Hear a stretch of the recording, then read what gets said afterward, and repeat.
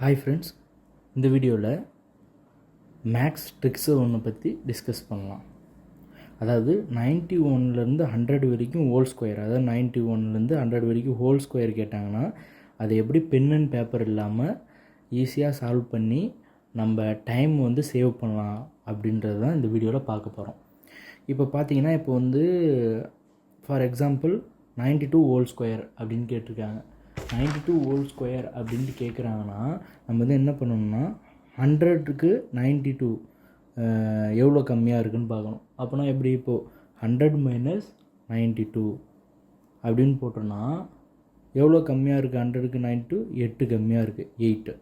இப்போ என்ன பண்ணணும், இந்த 8 இந்த 8 92ல் மைனஸ் பண்ணணும். 92 மைனஸ் 8, 92ல் 8 போச்சுன்னா என்ன வரும்? 84 வரும்.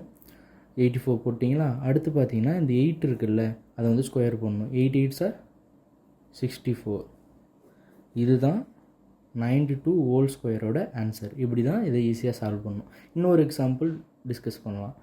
அதாவது 97 ஹோல் ஸ்கொயர். இப்போ பார்த்தீங்கன்னா 97 100க்கு எவ்வளோ கம்மியாக இருக்குது? 3 கம்மியாக இருக்குது. அப்போ 3 போட்டுக்கோங்க.